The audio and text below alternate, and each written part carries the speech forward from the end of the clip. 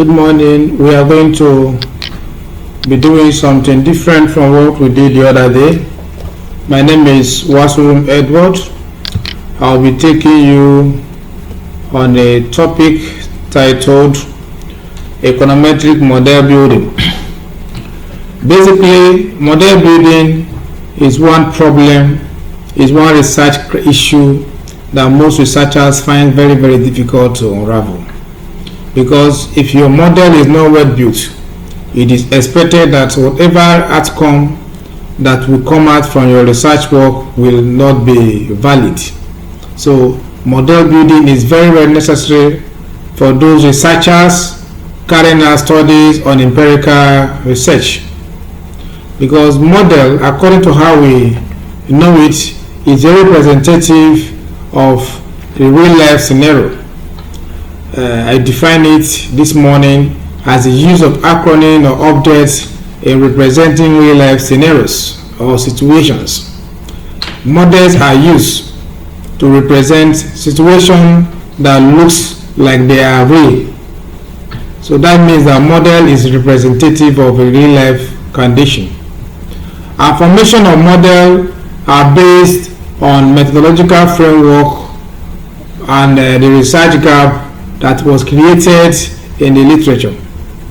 So for you to build a functional functional model, you should be able to know the theoretical underpinning of your research and the gap that is created in the research work you want to carry out. So it is only when you know what your theory says and what gap you want to close that your model will be built accurately. So the word methodological framework refers to a modification of the theoretical literature that the work was anchored on in the first place. So this framework tells us how the researcher views the theory, how the researcher intends to modify the theory, and the significance of the theory to the research they are carrying out in the first place. If we take an example in the study of Solow in 1950, Solow came up with the assertion that countries will converge to the same level of equilibrium or income if they have the same savings, the same depreciation, the same income, the same labor force, and the same technological progress. And these items highlighted in the neoclassical theory of Solow would be very, very necessary if you are carrying out a study that you are involving Solow's theory as your theoretical literature. So researchers should be very, very careful when they are actually stating that their work is underpinned by a particular theory. Because every good theory in economics has information that will be used to build model in it. So if we are relying on Solow's theory, the neoclassical growth theory to build model, then we should also incorporate the gap that was created in the literature or in the background of the study in the first place.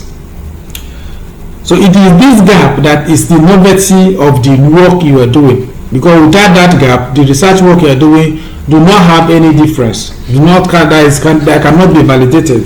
So it cannot also be said that you have done any good research work if there is no gap.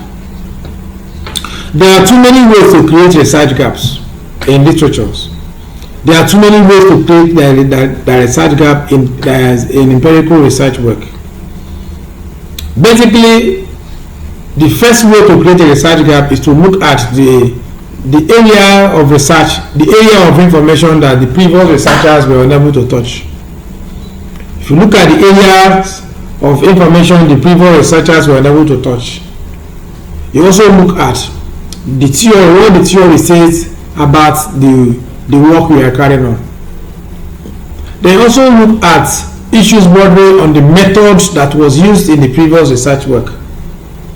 Are the methods in line with the normal standard, or were there issues, were there areas where the researchers derailed from known principles?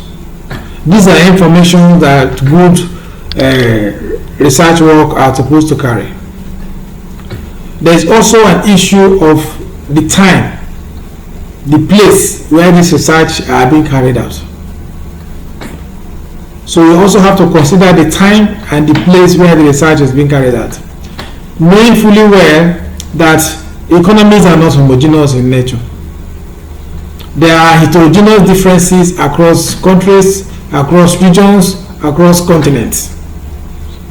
So research carried out in Asia will not be said to be valid in Nigeria because there are heterogeneous differences in Nigeria and Asia. So researchers should be aware of these informations and take them into strict cognizance before creating economic model for analysis. Okay, if we are relying on Solow's model or Solow's theory, that implies that we are going to be building a model that will have savings, population growth, depreciation, and technological progress. But given the fact that calculating depreciation at this point will require us to think outside the box, the researcher intends to build his or her model by removing depreciation. That means that we are going to have a functional form of Solow's model like this. And this model implies that economic growth is a function of saving, population growth, and technological progress. This will make the Solow's growth theory and how it works. And another part of it that also needs to be stated clearly is the econometric part of it. The econometric part of every model is the way the model will appear in the empirical analysis. Recall that in economics, we are building theories. We also assume that economic data are inexact in nature.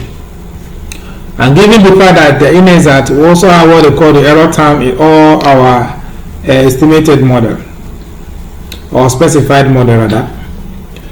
This UT is the stochastic error term, stochastic or the error term, or some people call it the idiosyncratic element or the disturbance element or the disturbance term. The error term captures every other information that the researcher did not observe while carrying out the theory. So this is the econometric form of the model. This is the econometric form of the model, while this is the functional form of the equation. But the model will be incomplete without explaining the variables one after the other. These acronyms must be explained. This acronym must be built on. This acronym must be explained. There are two important things, important information that I want to expose this morning to all of us. Researchers do not just build models because they rely on a theory. In many of the time, if you cannot quote the theory verbatim, it is expected that you modify the work of a particular author that is actually based on the theory you wanted.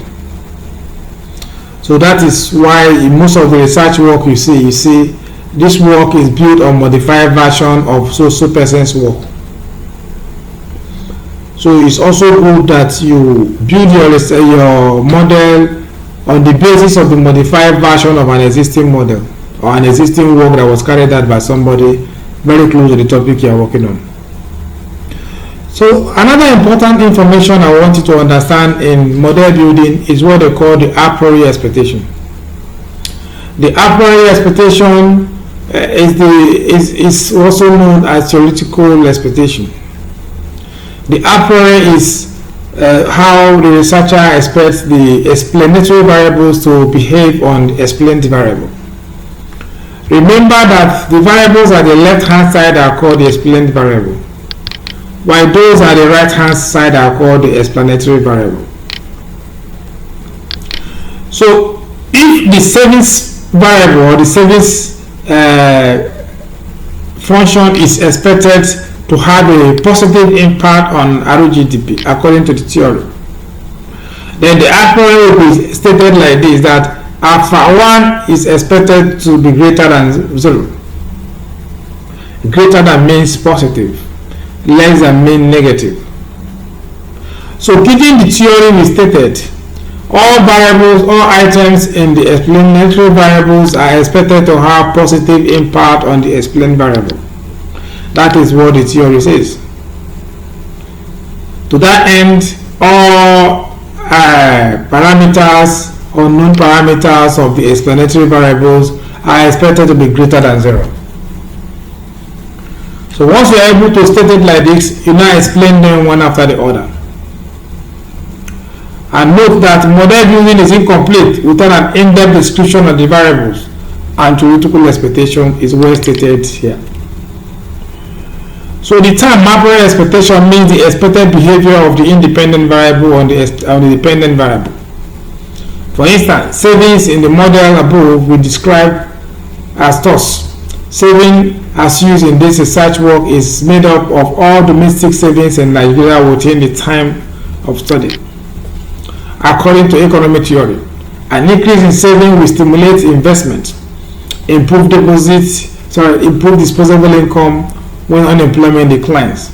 Hence, the a priori expectation is that increase in saving will have a positive effect on economic growth. So this is how savings is being explained. This is the a priori expectation of savings according to what we are doing this morning. So if you are asked to do a study of any kind, the first thing you have to look at is what did the theory say about the variables involved in it. So once you are able to state the theory verbatim, you now critically pick out the items involved in the theory. Then you also go back to the research gap you created in your background of the study. You look at the research gap you created. Also see how you can incorporate the item you want to incorporate, the item that is the gap, into the model. Because these two novelties will create a new system that is different from what people have done before. And that is the fulcrum, that is the basis of the study you are carrying out. So thank you this morning, and thank you for staying tuned to my channel. Stay tuned as we proceed to actually discuss what stochastic processes or what the stationarity test is all about in our next video. Thank you, and God bless you immensely.